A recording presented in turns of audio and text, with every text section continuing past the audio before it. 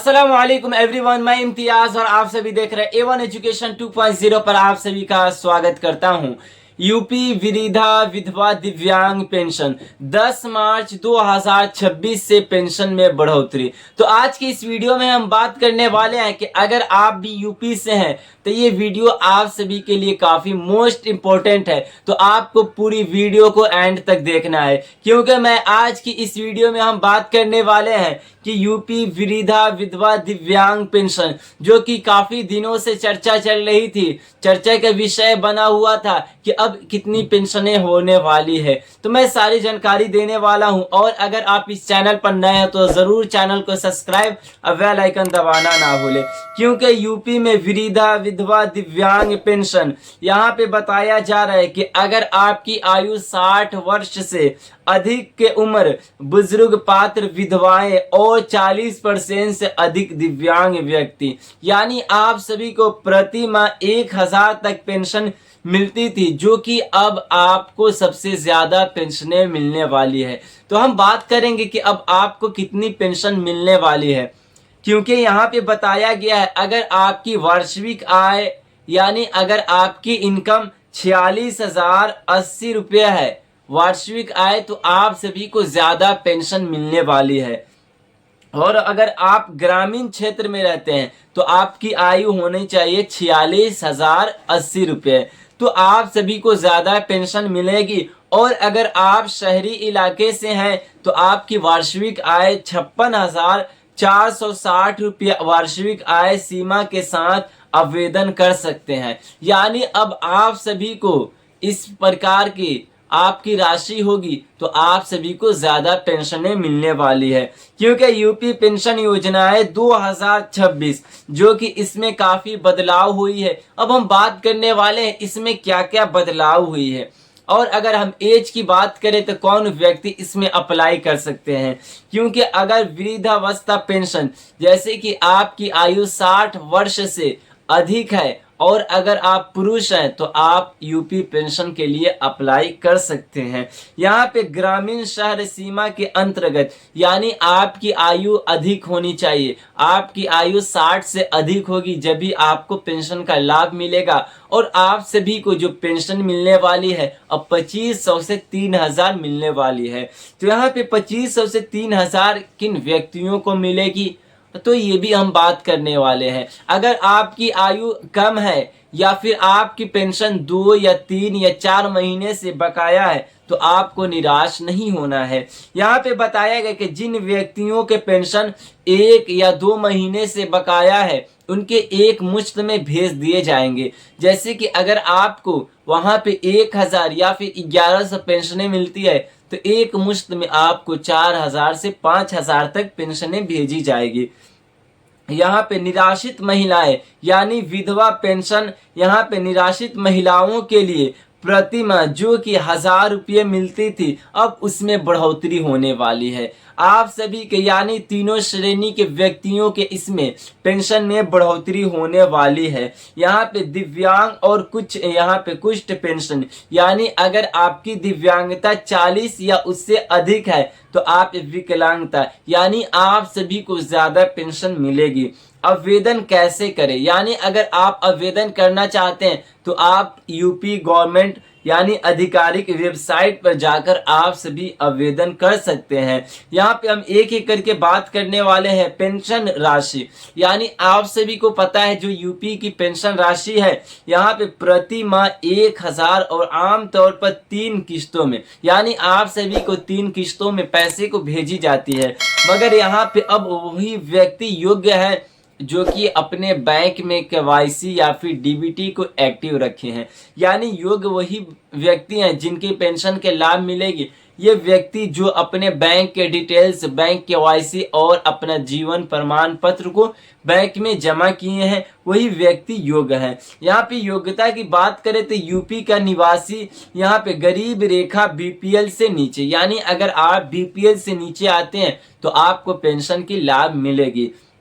जरूरी दस्तावेज की हम बात करें, अगर आप आवेदन करते हैं तो आपके पास कौन कौन से दस्तावेज होना चाहिए। आधार कार्ड, बैंक पासबुक, आय प्रमाण पत्र, यानी आपकी इनकम कितनी है, आपकी वार्षिक आय क्या है, तो आपके पास आय प्रमाण पत्र होना चाहिए। निवास प्रमाण पत्र, यानी आपके निवास से ये पता चलता है कि आपके कहाँ के नागरिक हैं, आप कहाँ के रहने वाले हैं, आपका घर और स्थान कहाँ है। यहाँ पे आयु प्रमाण पत्र और फोटो, यानी आपकी वार्षिक, यानी आपकी आयु कितनी है, आप कितने वर्ष के हैं, इसके लिए आपका आयु प्रमाण पत्र चाहिए और आप सभी का एक फोटो जो लेटेस्ट में फोटो है उसे आपको देना है। यहाँ पे राशि यहाँ पे बताया गया है कि पेंशन की स्थिति चेक करने के लिए आप उमंग ऐप या फिर ईपीएफ वेबसाइट पर भी उपयोग कर सकते हैं। यानी जिन व्यक्तियों के पैसे नहीं आए हैं या फिर अपने पेंशन वाली स्टेटस को चेक करना चाहते हैं तो उमंग ऐप या फिर ईपीएफ वेबसाइट पर यूपीए करके अपना पेंशन को चेक कर सकते हैं। हम बात करने वाले हैं किन व्यक्तियों को ज़्यादा पेंशनें मिलने वाली है। तो उन व्यक्तियों को ज़्यादा पेंशन मिलेगी जिनकी आयु अधिक हो चुकी है। जैसे कि अगर आपकी आयु 65 वर्ष से अधिक है तो आपको 2500 से 3000 यूपी गवर्नमेंट देने वाली है, जो कि ये पेंशन आप सभी को मिलती है यूपी गवर्नमेंट और केंद्र सरकार द्वारा आपके बैंक में राशि भेजी जाती है। तो अब हम बात करेंगे आपको किन किन नियमों का पालन करना है। तो सबसे पहले अगर आपके बैंक में केवाईसी नहीं है तो बैंक केवाईसी करा लेना अनिवार्य होगा। और आपके अगर जीवन प्रमाण पत्र, यानी यूपी गवर्नमेंट का कहना है कि आप अभी तक जीवन प्रमाण पत्र जमा नहीं किए हैं तो आप जीवन प्रमाण पत्र को बैंक में जाकर जमा कर ले। इससे ये पता चलता है कि आप पेंशन का लाभ उठा रहे हैं और आप व्यक्ति जो पेंशन का लाभ उठा रहे हैं वो जीवित व्यक्ति हैं या फिर उनकी मृत्यु हो चुकी है। सरकार के पास ये डेटा चाहिए, इसीलिए आप सभी अपना जीवन प्रमाण पत्र को बैंक में जाकर जमा कर ले। अब हम बात करने वाले हैं किन व्यक्तियों के पेंशन नहीं आएगी। तो उन व्यक्तियों के पेंशनें नहीं आएगी जो व्यक्ति अपनी आयु को फर्जी तरीके से या फिर अपनी आयु को आधार कार्ड पे बढ़ा लिए हैं। जैसे कि आपकी आयु है 55 या फिर 50, आपने आधार कार्ड या फिर अपने आयु प्रमाण पर या फिर जन्म प्रमाण पत्र पर अपने ये आयु को बढ़वा लिए हैं फर्जी तरीके से, तो ऐसे व्यक्तियों को पेंशन को बंद कर दी जाएगी क्योंकि डिजिटल तरीके से चेकिंग चल रही है। अब हम बात करने वाले हैं दूसरे व्यक्ति कौन है। दूसरे व्यक्ति वो हैं जो कि अगर उनकी दिव्यांगता, उनकी विकलांगता 40 या 20 के नीचे है तो उनकी पेंशनें बंद हो जाएगी, क्योंकि यूपी गवर्नमेंट का साफ साफ आदेश को जारी किया गया कि अगर आप फर्जी तरीके से पेंशन का लाभ उठाएंगे तो आपकी पेंशनें बंद हो जाएगी। यानी आप सभी को मेडिकल सर्टिफिकेट देना है तो फर्जी तरीके का मेडिकल सर्टिफिकेट नहीं होना चाहिए। आपका जो विकलांगता, आपकी दिव्यांगता यानी आपकी डिसेबिलिटी जितनी है आपको उसी हिसाब से मेडिकल सर्टिफिकेट बनाकर पेंशन का लाभ उठाना है। अब हम बात करने वाले हैं उन तीसरे व्यक्ति के बारे में।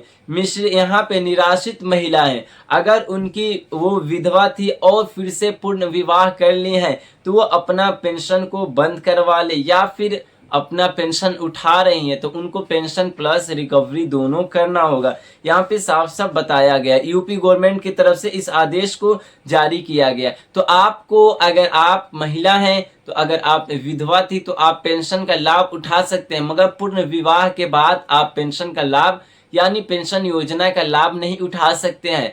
तो आप अपनी पेंशन को जल्द से जल्द इस श्रेणी में आते हैं तो आपको बंद करवा लेना है। अब हम बात करेंगे उन व्यक्तियों के जिनके बैंक जीरो बैलेंस वाले हैं। अगर आपके जीरो बैलेंस वाला अकाउंट है तो आपको दिक्कतों का सामना नहीं करना है, क्योंकि यूपी गवर्नमेंट का कहना है अगर आपके जीरो बैलेंस वाले अकाउंट है तो आपकी पेंशन राशि उसी में भेज दी जाएगी। तो आप सभी को जीरो बैलेंस से दूसरे बैंक में ट्रांसफर नहीं करवाना है। हम बात करेंगे बैंक को लेकर। आरबीआई ने ये कहा, आदेश को जारी किया कि जितने भी पेंशनर्स हैं आप आकर बैंक में अपना केवाईसी कंप्लीट करें और अपना डीबीटी चेक करें, क्या हमारा डीबीटी एक्टिव है या नहीं। यानी आपकी जो बैंक में राशि भेजी जाती है वो डीबीटी माध्यम से, डायरेक्ट बेनिफिट ट्रांसफर द्वारा आपके बैंक में राशि भेजी जाती है। तो आपको सबसे पहले बैंक में जाकर अपना डीबीटी को चेक कर लेना है। अगर आपका डीबीटी अनएक्टिव होगा तो आप सभी को बैंक में जाकर एक्टिव करा लेना है। और जो महीने का